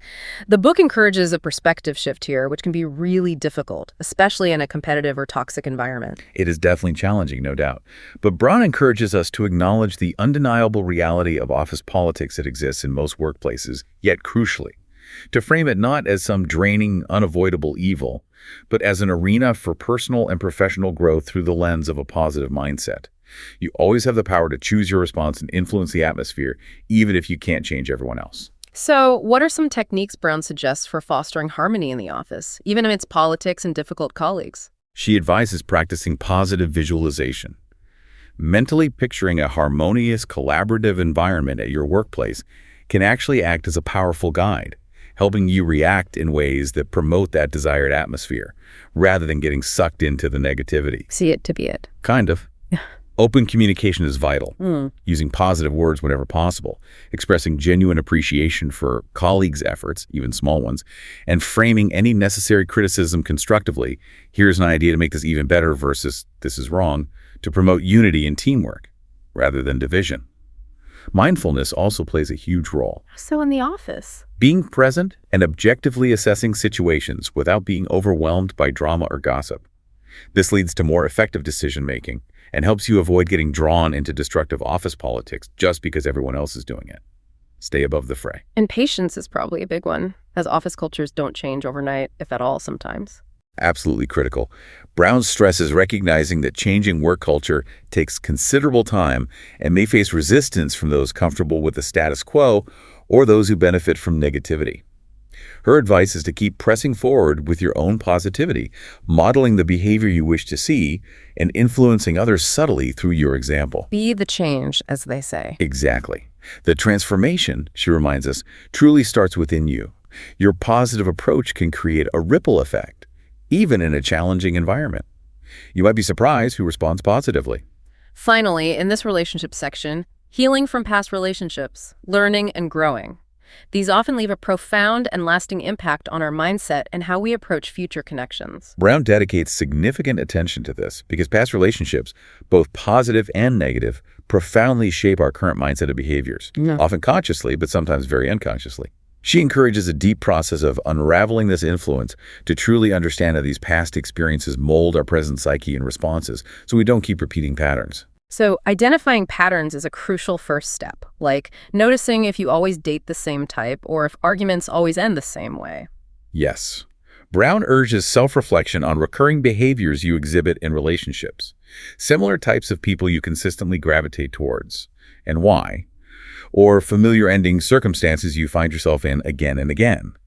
This deep analysis helps you understand the specific influence past relationships have on your current mindset and relational patterns. And recognizing your automatic reactions in past disputes, how you typically responded. Brown suggests looking back at your physical or emotional responses in past disputes, perhaps consistent anger, overwhelming frustration, shutting down, or a tendency towards avoidance, to reveal ingrained mindsets and how you typically react under pressure or when hurt. This self-awareness is absolutely key to breaking old, unhelpful cycles. And spotting the shadows, as she calls them. What does that mean? Identify those lurking subconscious fears, ingrained distrust, persistent guilt, or irrational emotional responses that may be stemming from past hurts or betrayals. Brown emphasizes that bringing these shadows into the light of conscious awareness is the absolute beginning of their transformation and healing. You can't heal what you don't acknowledge or understand. How do you then transform these sometimes painful insights into positive learning and growth instead of just feeling bad about the past? Brown offers a clear path. First, reframe negatives into positives. View difficult circumstances or painful breakups not as failures, but as crucial chances for profound growth. Maybe you learned greater resilience, developed clearer communication skills, or understood your own needs and boundaries better. Find the lesson. This allows you to carry that wisdom forward as positives, not burdens. She also emphasizes continuous self-development and growth, nurturing habits that foster positivity, self-love, and resilience, specifically spurred by understanding these past experiences. Use the past to fuel positive change now. And seeking support seems critical here too, maybe even more so than other areas. Absolutely. Brown stresses sharing your experiences in safe, non-judgmental environments with trusted friends, supportive family members, or perhaps most effectively, professional therapists. External perspectives can offer invaluable commentary and wisdom, providing clarity and helping you to untie those emotional knots that past relationships may have left tangled inside you. It's clearly never easy, is it, to really unpack and heal from these things? No. Brown acknowledges it's a challenging, often painful journey. But she asserts that with patience, unwavering perseverance, and a deep commitment to self-understanding, you can indeed disentangle those negative influences. You can transform them into powerful stepping stones for building healthier, more fulfilling relationships in the future and for achieving profound personal growth. Who we are is often a product of where we've been, and with Brown's insights, we can consciously choose to grow, evolve, and thrive from it, becoming stronger and wiser, not just wounded. All right, let's move into our final substantial section, maintaining positivity in chaos and beyond. Because, let's be real, life throws curveballs. Things get messy. Brown's book acknowledges that just like physical exercise, our commitment to positive thinking will inevitably face times of difficulty. It's not always easy. Absolutely. Whether it's a period of illness, a ridiculously packed and demanding schedule, a serious negative life event like a job loss or a family crisis, or just an insidious accumulation of minor negatives that wears you down, Brown is realistic. It's inevitable that there will be times when maintaining positivity is incredibly hard. And her book reassures us, right? That's okay. It's part of the human experience. Don't beat yourself up for feeling bad when bad things happen. So it's about giving yourself permission to feel those negative emotions without trying to immediately change them or suppress them, especially when something genuinely bad has happened. Exactly. Brown emphasizes that during truly legitimate, profoundly negative events, like the kind of profound grief that follows a job loss or the death of a loved one, it's perfectly normal and entirely fine, even necessary, to feel negative emotions and thoughts for a while. The crucial point here, she clarifies, is to prevent this temporary state from becoming a habit of negative thinking that persists long after the event. Right, not getting stuck there. Exactly, not suppressing genuine valid feelings. She spends time differentiating between that kind of everyday negative thinking that can be redirected using the tools we've discussed and darker thoughts or prolonged dysfunction that might necessitate professional help. Knowing the difference is key. And humans truly do better with support, don't we? Especially during hard times. So accepting help is vital. Don't try to tough it out alone. Brown is very clear on this. Don't push people away when you're struggling. Let trusted individuals, family members, close friends, mentors, or therapists help you process emotions. Maybe gently point out positives you might be missing in your grief or stress, or offer practical aid like a comforting hug, an ear to listen, or even help with household chores if you're overwhelmed. Let people help. Yes. This support network creates something profound to be thankful for, even amidst the hardship. It helps you navigate rough times more effectively and feel less isolated. She advises identifying your tribe, your core support system, and cultivating versatility within it, different people for different needs. Leverage virtual support if physical meetings are challenging, and actively seek out tranquil environments for solace when possible. Another strategy for tough times is deliberately practicing your favorite positive thought activities, the ones that worked best for you before, even if you have to modify them for the chaotic situation. Right. Revert to the activities you found most enjoyable and effective during easier times, even if you need to modify them. For example, if you can't sit down for your usual journaling session because you're constantly on the go, try creating rope messages on your phone where you record your thoughts or gratitudes while stuck in traffic. Adapt the practice. Exactly. If you're too drained for self-affirmations, Brown suggests asking trusted people for positive thoughts about yourself. She emphasizes this isn't fishing for compliments in a needy way, but genuinely seeking an outside, loving perspective on your worth when your own internal critic is just too loud and overwhelming. And exercising mindfulness and your body is consistently highlighted as crucial for your mental state, especially when things are tough. Moving your body helps your mind. Physical exercise is incredibly beneficial, almost a non-negotiable for mental well-being during stressful times. It forces a needed break from the mental stress loop, releases endorphins, those incredible feel-good hormones, and significantly reduces stress hormones like cortisol. This combination of physical activity and mindfulness, Brown teaches, amplifies benefits, creating a powerful feedback loop for building resilience when you need it most. So the combined benefits include heightened self-awareness of your body, getting out of your head, increased mental fortitude, a more consistently positive mindset, even if just during the exercise, improved focus afterwards, and even social connection if you join group classes or activities. Exactly. Brown recommends integrating simple routines into your daily life, especially during chaos. Maybe quick morning affirmations, brief visualization of serene landscapes, short breathing exercises throughout the day, light yoga or quick fitness routines, even 10 minutes helps, and gratitude journaling, even if it's just one simple thing daily. She constantly emphasizes flexibility and patience with yourself. Consistency, not perfection, is the goal, especially when navigating chaos. Do what you can. And in our always-on digital world, she talks about consciously seeking out positivity online, especially when you're feeling down. It's easy to fall down negative rabbit holes online. Oh, so easy. Brown strongly advises actively avoiding sites or content that exacerbate negative thoughts, especially when you're already vulnerable. Things like true crime podcasts, if they make you anxious, endless online rants, scary stories, or the relentless doom scrolling through negative news feeds. Be mindful of what you're feeding your brain. Instead, she says, actively seek out light, funny, and adorable content animal videos, children's antics, uplifting short stories, comedy clips, things designed to inspire genuine smiles and laughter amidst life's chaos. It's about consciously curating your digital environment to support, not sabotage, your mental well-being. So it's fundamentally about balancing your digital consumption, almost like a dietary plan for your mind. Precisely. Brown's analogy is very apt. Manage your digital consumption like you manage your physical food intake. Ensure you consistently consume more positive digital information and content than negative, especially during tough times.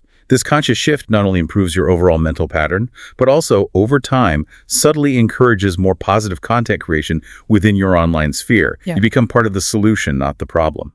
Finally, as we wrap up this deep dive, Brown offers some tips and tricks to keep you going for ongoing positivity maintenance. These are like boosters. The first is an old, reliable, but deeply impactful. Get out in nature. It's an incredibly reliable way to clear your mind, force yourself into the present moment, and gently distract from looping negative thoughts. Brown emphasizes that all seasons offer unique beauty, pulling you out of your head and into the sensory experience of the world around you. Even winter. Even winter has its stark beauty.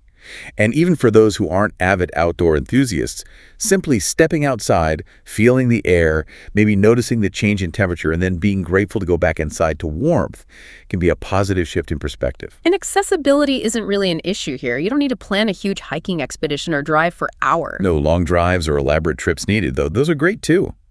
Brown suggests a nearby park, a simple stroll in your neighborhood during lunch, or even just standing on your balcony or near an open window for a few minutes.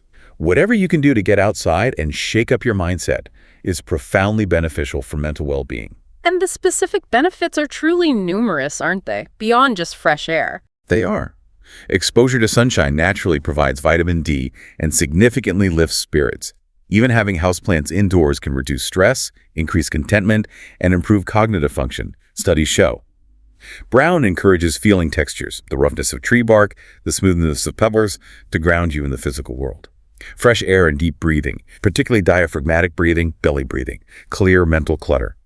Gazing at stars at night offers profound perspective on your problems. And observing animals like birds, squirrels, or fish reminds us we're part of a larger, fascinating ecosystem. Even for city dwellers, there are creative solutions to connect with nature, right? It's not impossible. Absolutely. Brown suggests cultivating indoor plants like English ivy or snake plants, which are hardy, creating mini green spaces on balconies or windowsills, or exploring vertical gardens. She also highlights the simple yet powerful act of appreciating subtle weather changes, like the first hint of autumn crispness in the air or the sound of a gentle spring rain. It's about finding that natural connection, even within the urban chaos. Look up. Another great tip.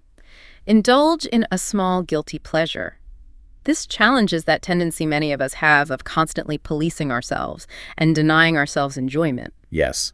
Brown says it's okay, even beneficial sometimes, to consciously do something you don't usually do, something purely for pleasure, instead of another chore or obligation. It's about feeling like you've done something just for you, a small act of self-care, and maybe even rebellion against endless productivity demands. This should be an occasional boost, not a regular activity that becomes unhealthy, right? Exactly. Brown clarifies it's not about fostering unhealthy habits or addictions.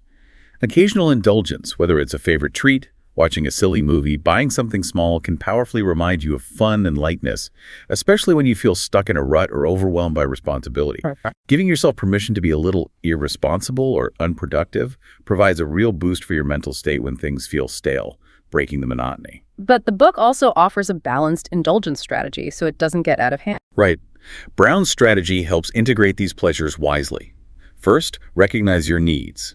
Is the desire for indulgence coming from stress, emotional drain, boredom, or a creative block? Understanding the why helps. Then, establish clear boundaries on how often and how much feels right for you. Allow for exceptions. If the desire stems from true stress relief or celebrating a genuine milestone, yielding might be more beneficial than rigid adherence. Even occasional overindulgence can be reframed as a learning experience for future moderation, not a catastrophe. What are some practical methods for balanced indulgence? Set clear limits beforehand. Voyage, 1 episode, 1 cookie. Allocate specific time slots so it doesn't bleed into other responsibilities. Try grouping pleasures with healthy habits, like watching TV while folding laundry. Use pleasures as a reward for completing a difficult task. Practice mindful indulgence. Really savor every bite or moment. And control the environment. For example, buy single servings instead of a whole carton. Then try something new. This actively combats boredom and that feeling of being stuck or lacking purpose. Brown points out that feelings of monotony and a lack of purpose often cause significant negative emotions and drain our energy. Trying something new, even something small, actively challenges embedded thoughts, behaviors, and reactions, forcing you to exercise your mental muscles in new ways. It sparks curiosity, enhances learning by creating what she calls a seat of optimal anxiety, just enough challenge to engage you without overwhelming you, and significantly increases psychological resilience by showing you that you can adapt and learn new things. And it can be as simple as trying a new recipe or walking a different route. Absolutely. Brown encourages starting small. Try a new recipe, take a different route home from work, listen to a genre of music you normally wouldn't, or learn a few words of a new language online. Involve others for added entertainment and shared experience if you like. The key is to step just beyond your comfort zone, even with small, manageable activities, to keep your mind stimulated, engaged, and growing. Indulge in music. We touched on this earlier with creativity, but it stands alone as a maintenance tool too. Such a powerful, universal tool for shifting our mood. It's incredibly liberating, Brown explains. Music possesses this almost magical ability to block out the world, transport us, and effectively change our emotions almost instantly. Upbeat music can instantly improve your mood and thought patterns, and if it gets you moving or dancing, even better for releasing stress. Listening to calmer music can soothe frayed nerves and promote tranquility. And there's that strong neuroscience connection behind its power again. Yes. Brown details how music actively stimulates and activates areas of the brain responsible for memory, emotion, and reward. It's incredibly versatile. Choose upbeat tunes for energy or slow melodic pieces for tranquility and calm. Creating personalized playlists for different moods or activities, like a workout playlist, a focus playlist, a chill-out playlist, is a great strategy to leverage its power intentionally. And active engagement amplifies the effect, right? Not just passive listening. Singing along, even badly, dancing around your living room, or even playing an instrument if you do, can significantly heighten the emotional experience and help release pent-up emotions or stress. Brown also notes that sharing music-swapping playlists or introducing new artists to friends fosters deeper connections and shared positive experiences through a mutual love. Our final trick for maintaining positivity: pay attention to what you are consuming in the digital world. This comes back to managing your digital diet. It's so pervasive now. Exactly. Brown draws that powerful analogy again. Just like physical food, the digital content you consume profoundly impacts your mindset and emotional well-being. She advises consciously taking breaks from persistently negative content, true crime if it makes you anxious, scary stories if they give you nightmares, constant online rants or news overload, especially first thing in the morning or last thing at night. It's about ignoring non-essential notifications that constantly pull you into potentially negative spaces. Be the gatekeeper of your attention. And actively seeking out positives instead of just avoiding negatives. Yes. Look for how-tos if you're interested in trying a new activity we just talked about, or actively seek out funny, adorable content like animal videos or children's antics that reliably make you smile. The goal, Brown stresses, is to consciously consume more positive digital information and content than negative, tipping the scales in favor of well-being. Timing also matters, she says, when you consume it. Yes. Brown recommends establishing digital sunsets, where you consciously disconnect from screens for at least an hour before bed to help your brain wind down for sleep. Practice mindful mornings, avoiding reaching for your phone immediately upon waking, giving your mind space before the digital onslaught. And consciously schedule digital detoxes, short breaks during the day, maybe longer ones on weekends or holidays, to completely reset your mental space and reconnect with the physical world. And emotional intelligence plays a surprising role here as well in managing digital life. It truly does. Brown emphasizes that self-awareness helps you discern the intoxicating, often addictive draw of certain digital content, like endless scrolling. Self-control helps you actually log off or not click. Empathy helps you consider whose voices and narratives you're subscribing to online and their impact. And people skills help you practice mindful listening and appropriate online responses, contributing positively rather than negatively. EQ is vital in navigating the digital realm healthily and maintaining a positive mindset in our increasingly connected and often overwhelming world. As we approach the culmination of this deep dive, it really feels essential to reflect on the incredible journey we've embarked upon together exploring this book. Cultivating a positive mindset, as Elysabeth R. Brown's The Art of Positive Thinking so clearly illuminates, isn't a fixed destination you just reach and then stop. It's a continuous, multifaceted endeavor, isn't it? A lifelong voyage of introspection, understanding, and profound personal change. It truly is a dynamic process, not a one-and-done fix. We've explored these foundational tools and insights related to mindfulness, the absolutely crucial role of emotional intelligence, the wealth of practical strategies to actively sculpt your mindset day by day, and the powerful, far-reaching ripple effect your personal positivity can have on the world around you, from your closest relationships to your broader community, even online. And this isn't just a book you read once and then put back on the shelf. It feels more like a profound call to a lifetime commitment. Brown truly paints it as an everlasting journey of positive thought, a continuous pledge you make to yourself to consciously choose to approach every situation with an optimistic, growth-oriented mindset, no matter what challenges inevitably arise. And that commitment, she clarifies so well, isn't about ignoring life's complexities or masking genuine feelings with some kind of superficial grin. That's not sustainable. Rather, it's about choosing to actively seek and see the silver lining, even in the most daunting of storms. It's about recognizing that setbacks, rather than being endpoints or failures, are often merely setups for even more significant comebacks, opportunities for growth. Learning opportunities. Exactly. By anchoring ourselves in this proactive, positive mindset, we cultivate profound resilience, we foster continuous personal growth, and we enable ourselves to bounce back from adversity with even greater vigor and wisdom each time. So as you, our listener, integrate these rich insights into your daily life, remember this: tomorrow is your very own canvas of endless possibilities. And unlike an artist who starts with a blank slate, you now possess this vibrant palette rich with shades of positivity, emotional intelligence, and mindfulness, all gleaned from this deep dive into Brown's work and these practical tools. Be the architect of your own mind. the intentional co-author of your unique life story. Believe, as Brown teaches, that with continued conscious positivity, every sunrise truly becomes a promise of better tomorrows, and every sunset, a peaceful reflection of a day well lived and experienced, regardless of the challenges. This unwavering commitment to a positive mindset is a profound gift. A gift. A gift to yourself, first and foremost, and a gift that beautifully ripples outwards to enrich the world around you in ways you might not even imagine. Embrace each new day with enthusiasm. Cherish every experience, good or bad, as a learning opportunity. And always remember the profound wisdom Brown shares. The brightest days often follow the darkest nights. In the art of cultivating positivity, we truly discover the vibrant essence of life itself. Be sure to visit us at 1337podcast.com. We've got tons of resources and discussions there. Thank you for joining us on this enlightening adventure. It's been a pleasure. Thank you, and see you next time. Strength and honor. I am Spartacus. Thanks for watching. Tap into 1337podcast.com.